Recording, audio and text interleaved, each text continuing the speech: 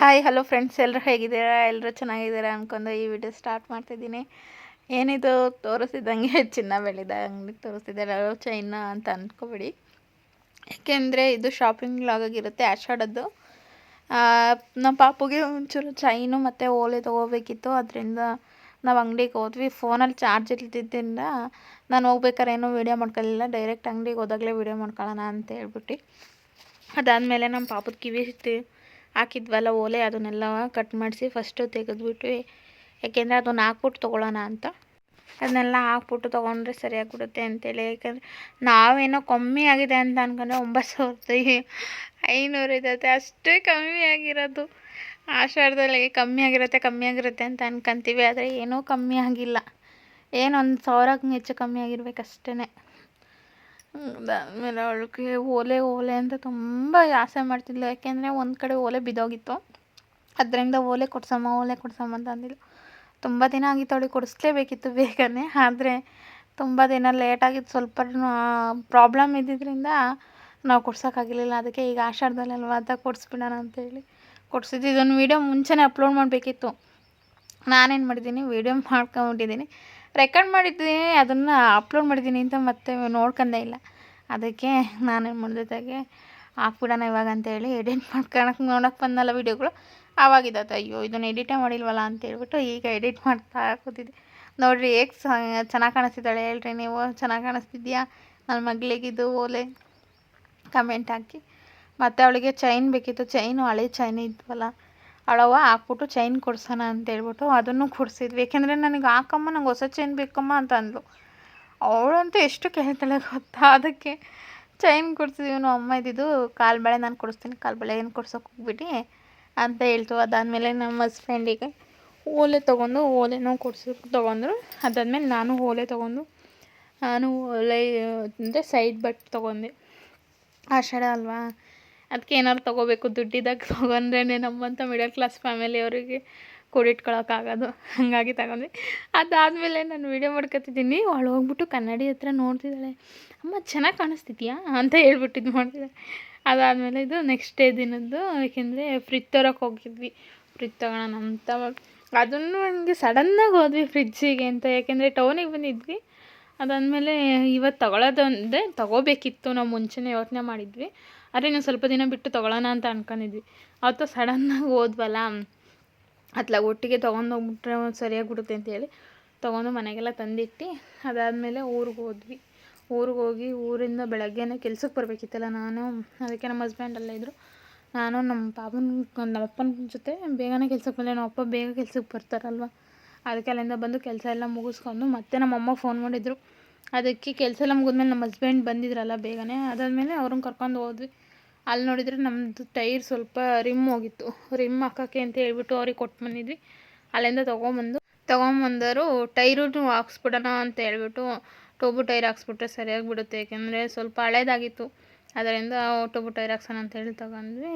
ಮತ್ತು ಇದನ್ನೆಲ್ಲ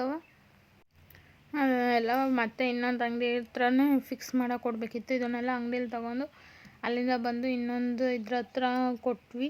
ಅವರೆಲ್ಲ ಫಿಕ್ಸ್ ಮಾಡ್ತಾಯಿದ್ರು. ನೋಡ್ರಿ, ಅದು ರಿಮ್ಮು ಅಂತೂ ಇದನ್ನು ಹಾಕೋ ಅಷ್ಟೊತ್ತಿಗೆ ಎಷ್ಟು ಕಷ್ಟ ಆಯಿತು ಗೊತ್ತಾ. ಅದೆಲ್ಲ ಆದಮೇಲೆ ನಮ್ಮ ಅಪ್ಪಾಜಿ ನಮ್ಮಮ್ಮ ಶಾಪಿಂಗ್ ಮಾಡ್ತಿದ್ರು. ಯಾಕೆಂದರೆ ಆಷಾಢದ್ದು ಅವರು ತೊಗೊಂಡಿರಲಿಲ್ಲ, ಅದಕ್ಕೆ ಅವರು ದುಡ್ಡಿದ್ದಾಗಲೇ ತೊಗೊಬಿಡ್ಬೇಕು ಅಂತ ಹೇಳ್ಬಿಟ್ಟು ಅವರು ಬಂದು ನಮ್ಮ ಓಲೆ ಬಂದ್ಬಿಟ್ಟು ನಮ್ಮ ದೊಡ್ಡಮ್ಮ ತೊಗೊಂಡಿದ್ದು, ಸರ ಬಂದ್ಬಿಟ್ಟು ನಮ್ಮ ಅಪ್ಪಾಜಿ ತೊಗೊಂಡಿದ್ದು. ಇವರೇ ನಮ್ಮ ದೊಡ್ಡಮ್ಮ ಓಲೆ ತೊಗೊಂಡಿದ್ದು, ನನ್ನ ತಮ್ಮ ಮತ್ತು ನಮ್ಮ ದೊಡ್ಡಮ್ಮ. ನಮ್ಮ ಅಪ್ಪಾಜಿ ಸರ ತೊಗೊಂಡು ನನ್ನ ಮಗಳಿಗೆ ಕಾಲು ಬಳೆ ಕೊಡಿಸಿದ್ರು. ರೂಪಾ ಜ್ಯುವೆಲರ್ಸಲ್ಲಿ ತೊಗೊಂಡಿದ್ದು. ನಾವು ಮಾಮೂಲಿ ಶಾಪಲ್ಲಿ ತೊಗೊಂಡಿದ್ವಿ, ಅಂಗಡೀಲಿ, ಸಾಗರ್ ಜ್ಯುವೆಲರ್ಸಲ್ಲಿ. ನೋಡ್ರಿ ಇಲ್ಲಿ ಹೆಂಗೆ ನಮ್ಮಮ್ಮ ಕೂತ್ಕೊಂಡು ಹಾಕ್ತಿದ್ರು. ಅವಳು ಕೂತಿದ್ದಾಳೆ, ಎದ್ಬಿಟ್ಲು. ಆಮೇಲೆ ನೋವು ಅಂತ ಹೇಳ್ತಿದ್ದಾಳೆ. ಅದನ್ನು ಹಾಕೋಕ್ಕಾಗಲ್ಲ, ಕಾಲು ಬಳೆ ಹಾಕೋದು ಅಂದರೆ ಸ್ವಲ್ಪ ಹಿಂಸೆನೇ. ನಾವು ಅಂಗಡಿಯವ್ರು ನೋವು ಮಾಡ್ತಾರೆ ಅಂತ ನಾವು ನಿಧಾನಕ್ಕೆ ಹಾಕೊಳಕ್ಕೆ ಹೋದ್ರೆ ನಮಗೂ ತೊಂದರೆ ಕೊಡ್ತಾಳೆ, ಕಾಲಿಗೆ ಹಾಕೊಳಕ್ಕೆ ಬಿಡ್ತಿರ್ಲಿಲ್ಲ, ಅಷ್ಟು ಇದು ಮಾಡ್ತಿದ್ದಾಳೆ ನನ್ನ ಮಗಳು. ನೋಡ್ರಿ ಹೆಂಗೆ ಆಡ್ತಿದ್ದಾಳೆ. ಆಮೇಲೆ ಕೂತ್ಕೊಂಡಿದ್ದೆ ಸರಿ ಆಯಿತು ಅಂತ ಹೇಳಿದ್ಕೆ ಅವಳು ಮತ್ತೆ ಕೂತ್ಕೊಂಡು ಸ್ವಲ್ಪ ಒಂಚೂರು ನೋವಾಯಿತು ಕಣಪ್ಪ. ಅದಕ್ಕೆ ನಮ್ಮಮ್ಮ ಏನು ಮಾಡ್ತಿದ್ದು, ಔಷಧಿ ಹೆಚ್ಚು ಅಂತೇಳಿ ಹಂಗೆ ಅಂದರು ಅಷ್ಟೇ. ಮಂಗ ಅಂತೇಳಿ ಇದು ಮಾಡ್ತೀನಿ. ಅವಳಿಗೆ ಸ್ವಲ್ಪ ನೋವು ಆದ್ರೂ ಬಿಡಲ್ಲ, ಹಂಗೆ ಇದು ಮಾಡ್ತಾಳೆ. ಅದಾದಮೇಲೆ ಚೆನ್ನಾಗಿತ್ತಮ್ಮ, ನಂಗೆ ಚೆನ್ನಾಗಿತ್ತೆ ಅಂತ ಹೇಳಿ ನೋಡ್ರಿ ಇಲ್ಲಿ ಯಾವ ರೀತಿ ಆಟ ಆಡ್ತಿದ್ದಾಳೆ. ಅವಳಿಗಂತೂ ಸಿಕ್ಕಾಪಟ್ಟೆ ಖುಷಿಯಾಗುತ್ತೆ ಹಾಗೆಲ್ಲ ಇದು ಮಾಡಿದರೆ. ಅದಾದಮೇಲೆ ಮನೆ ಹತ್ರ ಬಂದು ಮನೆಯಲ್ಲಿ ಬಂದಮೇಲೆ ಮತ್ತೆ ಟೌನ್ಗೆ ಹೋಗ್ಬೇಕಿತ್ತು. ಅದಕ್ಕೆ ಟೌನ್ಗೆ ಹೋಗೋಣ ಅಂತ ಹೋಗ್ತಿದ್ವಿ. ಸಿಕ್ಕಾಪಟ್ಟೆ ಮಳೆ ಅಂದರೆ ಮಳೆ ಬರ್ತೈತೆ, ಅಂದರೆ ಜೋರಾಗಿ ಮಳೆ ಬರ್ತಿಲ್ಲ, ಸ್ವಲ್ಪ ಸ್ವಲ್ಪನೇ ಸೋನೆ ಸೋನೆ ಮಳೆ ಬರ್ತೈತಿ. ಅದಕ್ಕೆ ಮೋಡ ಅಂತೂ ಸಿಕ್ಕಾಪಟ್ಟೆ ಕ್ಲವರ್ ಅಂತೂ ಎಷ್ಟು ಚೆನ್ನಾಗೈತೆ ನೋಡ್ರಿ ಅಲ್ಲಿ. ನನಗಂತೂ ಸಿಕ್ಕಾಪಟ್ಟೆ ಖುಷಿ ಆಗ್ತೈತೆ, ಯಾಕೆಂದರೆ ತಿರುಪತಿ ಗುಡ್ಡದ ಮೇಲೆಲ್ಲ ಫುಲ್ಲು ಮಳೆ ಬಂದಿದ್ದು, ಅದು ಮೋಡ ಎಲ್ಲ ಕೂತಿತ್ತು, ಏನು ಸಕ್ಕದಾಗಿ ಕಾಣಿಸ್ತಿತ್ತು. ಅದಾದಮೇಲೆ ನಂದು ಸ್ವಲ್ಪ ಇರಲಿ ಅಂತ ಹೇಳಿ ವೀಡಿಯೋ ಮಾಡ್ಕೊತಿದ್ದೆ. ಎಷ್ಟು ಗಾಳಿ ಅಂದರೆ ಸಿಕ್ಕಾಪಟ್ಟೆ ಗಾಳಿ, ಹೇಳ್ಬಾರ್ದು. ಆಷಾಢದ ಗಾಳಿ ಅಂತಾರಲ್ಲ, ಅದಕ್ಕೆ ಎಷ್ಟು ಸಿಕ್ಕಾಪಟ್ಟೆ ಗಾಳಿ. ಒಂದು ಮಾರ್ಕೆಟ್ಗೆ ಹೋಗ್ಬೇಕಿತ್ತು, ಏಕೆಂದರೆ ತರಕಾರಿ ಮಾರ್ಕೆಟು ಶುಕ್ರವಾರ ನಡೆಯುತ್ತಲ್ಲ, ಅದಕ್ಕೆ ಮಾರ್ಕೆಟಲ್ಲಿ ತೊಗೊಂಡು ಹೋಗ್ಬಿಡೋಣ. ಸ್ವಲ್ಪ ತರಕಾರಿ ಎಲ್ಲ ಖಾಲಿಯಾಗಿತ್ತು.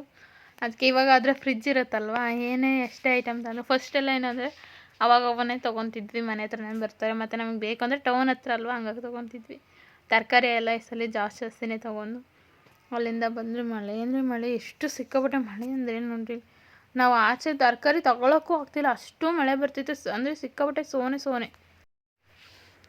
ಸ್ವಲ್ಪ ಸ್ವಲ್ಪ ಸೋನೆ ಬರೋದು, ಮತ್ತೆಲ್ಲ ಜಾಸ್ತಿ ಆಗೋದು, ಸ್ವಲ್ಪ ಸೋನೆ ಬರೋದು ಮತ್ತೆ ಜಾಸ್ತಿ ಆಗೋದು. ಆದರೂ ರೈತರುಗಳು ಬೆಳೆದು ತಂದು ಮಾರೋರು ಇರ್ತಾರೆ, ಬೆಳೆದು ಮಾರೋರು ಇರ್ತಾರೆ. ಆದರೂ ರೈತರ ಜೀವನ ಎಷ್ಟು ಕಷ್ಟ ನೋಡ್ರಿ. ಅದಾದಮೇಲೆಲ್ಲ ನಾವು ತರಕಾರಿ ತಗೊಳಕ್ಕಾಗಲಿಲ್ಲ, ಇಬ್ಬರು ಇಟ್ಕೊಂಡು ಓಡಾಡೋಕ್ಕಾಗಲ್ಲ ಅಂತ ನಾನು ಬಂದು ಒಂದು ಕಡೆ ಸೈಡ್ ಕೂತ್ಕೊಬಿಟ್ಟೆ ಹಿಂಗೆ. ಯಾಕೆಂದರೆ ಅಷ್ಟು ಸೋನೆ ಸುರಿತಿತ್ತಲ್ಲ, ಮತ್ತು ಶೀತ ಜ್ವರ ಏನಾರು ಆಗ್ಬಿಟ್ರೆ ಅಂತ ಹೇಳ್ಬಿಟ್ಟು ನಾನು ಅಲ್ಲೇ ಇದ್ದು. ನೋಡ್ರಿ ಇಲ್ಲಿ ಎಲ್ಲ ಮಾರ್ಕೆಟು ಫುಲ್ಲು ಬ್ಯುಸಿ. ನಾವು ಹೋಗಿದ್ದೆ ಲೇಟು, ಅದರಲ್ಲೇ ಮಾರ್ಕೆಟು ತುಂಬ ಬ್ಯುಸಿಯಾಗಿತ್ತು. ಅದಾದಮೇಲೆ ರೇಷನ್ ಎಲ್ಲ ತೊಗೊಂಡು, ಹೂವು ಎಲ್ಲ ತೊಗೊಂಬಿಟ್ಟು ಅಲ್ಲಿಂದ ಸ್ವಲ್ಪ ಮನೆಗೆ ಸ್ವಲ್ಪ ರೇಷನ್ ತೊಗೊಂಡೋಗೋಣ ಅಂತೇಳಿ ಮಾರ್ಟ್ ಬಂದ್ವಿ. ಇದು ಸತ್ಯ ಮಾರ್ಟ್ ನೋಡಿರ್ತೀರಲ್ಲ, ನಾವು ಯಾವಾಗಲೂ ಇಲ್ಲಿ ತೊಗೊಳ್ಳೋದು. ಅದಾದಮೇಲೆ ಹೋಗಿ ಅಲ್ಲಿಂದ ರೇಷನೆಲ್ಲ ತೊಗೊಂಬಿಟ್ಟು, ಯಾಕೆಂದರೆ ನನ್ನಲ್ಲಿ ಮಳೆ ಸಿಕ್ಕಾಪಟ್ಟೆ ಜಾಸ್ತಿ ಆಗಿಬಿಡ್ತಲ್ಲ, ಬೇಗನೆ ತೊಗೊಂಬಿಟ್ಟು ಅಲ್ಲೇನೋ ವೀಡಿಯೋ ಮಾಡ್ಕೊಳ್ಳಿಲ್ಲ. ಅಲ್ಲಿಂದ ಬಂದು ಮತ್ತೆ ಒಂದು ಪಪ್ಸ್ ಎಲ್ಲ ತೊಗೊಂಬಿಟ್ಟು ರೇಷನೆಲ್ಲ ತೊಗೊಂಬಂದಿದ್ನಲ್ಲ, ಬೆಳಗ್ಗೆ ಬಂದ್ಬಿಟ್ಟು ಜೋಡಿಸ್ತಿದ್ದೆ. ಇಲ್ಲಾಂದರೆ ಟೈಮ್ ಆಗಿಬಿಡುತ್ತಲ್ಲ, ನೈಟು ವೀಡಿಯೋ ಮಾಡ್ಕೊತ ಕೂತ್ಕೊಂಡ್ರೆ ಮತ್ತೆ ನಮಗೆ ಪ್ರಾಬ್ಲಮ್. ಎಲ್ಲ ಮುಗಿಸೋ ಅಷ್ಟೊತ್ತಿಗೆ 9 ಗಂಟೆ ಆಗಿಬಿಟ್ಟಿತ್ತು ನಮ್ಮದು ರೇಷನೆಲ್ಲ ತೊಗೊಳ್ಳೋ ಅಷ್ಟೊತ್ತಿಗೆ. ಪಾಪು ಇಲ್ಲದೆ ಇರೋದ್ರಿಂದ ನಾನು ಎಷ್ಟೊತ್ತಿಗೆ ಬೇಕಾದರೂ ಕೆಲಸನೂ ಮಾಡ್ಕೋಬೋದು, ಮತ್ತು ಟೌನ್ಗೆ ಹೋಗ್ಬೋದು. ಆದ್ದರಿಂದ ನಾನು ಏನು ಮಾಡ್ತೀನಿ, ಬೆಳಗ್ಗೆ ಶನಿವಾರ ವಾರ ಬೇರೆ ಆಗಿತ್ತಲ್ಲ, ಅದಕ್ಕೆ ಇನ್ನು ಒಂಟಿಗೆ ಕ್ಲೀನ್ ಮಾಡ್ಕೊಬಿಡೋಣ ಅಂತೇಳ್ಬಿಟ್ಟು ಕ್ಲೀನ್ ಮಾಡ್ಕೊತ ಇದ್ದೆ. ಏಕೆಂದರೆ ವರಮಹಾಲಕ್ಷ್ಮಿ ಬೇರೆ ಬಂತಲ್ಲ, ಅದಕ್ಕೇನೇನು ಶ್ರಾವಣ ಬಂದೇ ಬಿಡ್ತೀವಿ ಇನ್ನೊಂದು 2 ದಿನ. ಅದಕ್ಕೆ ಅಷ್ಟೊತ್ತಿಗೆ ಬೇಗನೆ ತಿಂಡಿಗೆಲ್ಲ ರೆಡಿ ಮಾಡ್ಕೊಬಿಟ್ಟೆ. ಬೇಗನೆ ತಿಂಡಿಗೆ ಒಗ್ಗರಣೆ ಹಾಕ್ಕೊಬಿಡೋಣ ಅಂತೇಳಿ.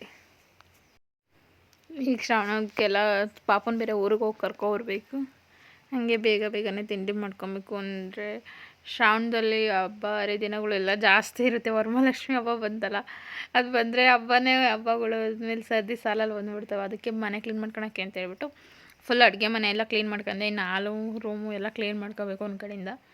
ಇಷ್ಟಾಗಿತ್ತು ನನ್ನ ದಿನದ ವ್ಲಾಗ್. ಜೈ ಆಂಜನೇಯ.